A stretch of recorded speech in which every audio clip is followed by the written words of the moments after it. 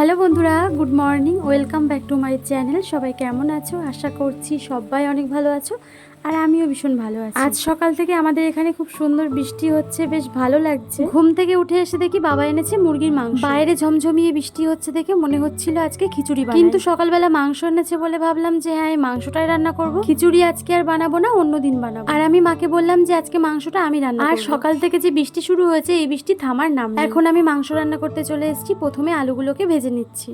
আলুগুলোকে লাল লাল করে না ভাজলে আমার আবার মাংসটা ভালো লাগে না। আর এদিকে দেখো আমি ভাতটাও করে নিচ্ছি। মা শুধু একটাই তরকারি করেছে, শুক্তো করেছে, আর আমি ভাত আর এদিকে মাংসটা করে নিচ্ছি। তবে আমি তো সেরকম একটা রান্না করি না, খুব বেশি রান্না এখন অবশ্য করা হয় না। কেমন হবে জানি না, অনেকদিন পর আজকে রান্না করছি। আমি যেভাবে রান্না করছি এই রেসিপিটাও আমি তোমাদের সঙ্গে আজকে শেয়ার করছি। সর্ষের তেল দিয়ে তেলের মধ্যে অল্প পরিমাণে চিনি দিয়েছি, তারপর একটু পাঁচফোড়ন দিয়েছি, আর শুকনো লঙ্কা দিয়েছি, কাঁচা লঙ্কা দিয়েছি, পেঁয়াজ কুচি দিয়েছি, আর এখন আদা রসুনের পেস্টটাও দিয়ে দিয়েছি। এবার খুব ভালো করে নেড়ে চেড়ে এই সব উপকরণগুলোকে কষিয়ে নিতে হবে, আর একটু সময় ধরেই মশলাটা কষিয়ে নিতে হবে। মশলা খুব ভালো করে কষানো না হলে না মাংসটা একদম ভালো লাগে না। মশলাটা কিন্তু খুব ভালো করে কষিয়ে নিয়েছি। ভালো করে ভেজে নেওয়ার পর তারপর আমি এখানে মাংসগুলোকে দিয়ে দিচ্ছি। এবার খুন্তি দিয়ে নেড়ে মশলার সঙ্গে মাংসটাকে খুব ভালো করে মিশিয়ে নেব। খুন্তি দিয়ে নেড়ে খুব ভালো করে মাংসটাকে কষিয়ে নিয়ে তারপর বাদবাকি মশলাগুলো দেব। আর আমার এই মাংস রান্না শেখা আমার মায়ের কাছ থেকে। এখন দেখো আমি এর মধ্যে লবণ দিয়ে দিয়েছি। লবণ দিয়ে খুব ভালো করে কষিয়ে নেব। আর কোনো মশলা কিন্তু আমি এখন দেব না। তবে মাংস রান্না করার সময় এটা কিন্তু খেয়াল রাখতে হবে, মাংসটাকে খুব ভালো করে কষাতে হবে। আমি কিন্তু অনেক সময় ধরে মাংসটাকে কষিয়েছি। মাংসটা দেখতে পাচ্ছ অনেকটা কমে এসছে।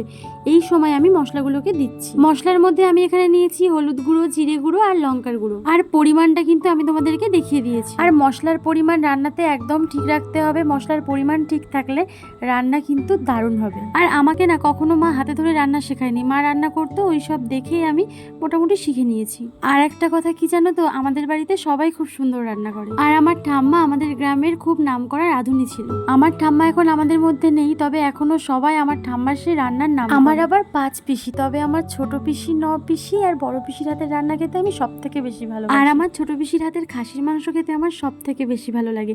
ওই রকম মাংস রান্না করতে কেউ পারে না। তার মধ্যে আমার বড় পিসির হাতের সব রান্না তো বেস্ট, আর আমার 9 পিসির হাতের বেস্ট রান্না হচ্ছে ডিমের ঝোল। দারুণ ডিমের ঝোল বানাতে পারি। তবে আমি পিসির বাড়ি গেলে ওই রেসিপিগুলো পিসিদের বাড়িতে গিয়ে তোমাদের সঙ্গে শেয়ার করব। মাংসটা কিন্তু আমি অনেকটা সময় ধরে খুব ভালো করে কষিয়ে নিয়েছিলাম। তারপর এর মধ্যে আমি গরম জল দিয়েছি। তবে গরম জল দিলে কি হয় সেটা আমি জানি না, মা আমাকে গরম জল দিতে বলেছে, তাই আমি গরম জল দিয়েছি। আর আমার মা মাংসটা এইভাবে রান্না করে, ওই জন্য আমাকেও সেইভাবে রান্না করতে বললো, তাই আমি ওইভাবেই রান্না করার চেষ্টা করেছি।